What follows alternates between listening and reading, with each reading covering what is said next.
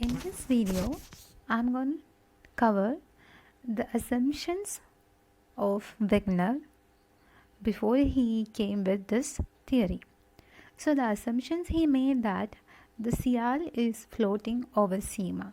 Sial floating over Sima means Sial is the continental part and the Sima is the oceanic part. So that continental part is floating over that oceanic part. And the next assumption was about the forces. I'm already discussed in the previous video that North America, South America move towards the westwards, India moves towards the northwards. So how this happened? There may be some forces which is the reason for this movement. So he gave some assumptions about these forces too. That is, first the westward movement was due to the tidal force. And tidal force means the gravitational force of sun and moon. Then next assumption about the force was about the northward moment. He told it may be due to the gravitational force of earth and also the buoyancy. Next thing we are going to discuss in this video is about the evidences.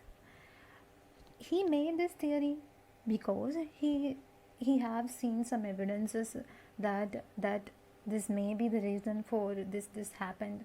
So those evidences which he gave, that first is jigsaw fit. Jigsaw fit means that exactly fit. You look at that picture and that South America and Africa, like it exactly fit into it, right? So this is the jigsaw fit. So that was the first evidence he has given. So next evidence he gave that about the rocks, like mountains of Appalachian Scandinavian countries are almost similar. That may be because before it may be one huge continent, then they may be aparted. So this may be the reason. So next is the gold deposit. The gold deposit was discovered in Africa, especially in the Ghana region. In Africa, there is no gold bearing rocks, but it is found across Atlantic in South America. This gold is a glacial deposit. Glacial deposit means which is beared by a water, and cumulative deposition of that lead to a huge deposition. So for that it need a river. So in South America there is Amazon river. In South America there is gold bearing rocks. So this may be due to that river brought that gold from one region to other region when this was a one huge continent, and this made a gold deposit in Africa.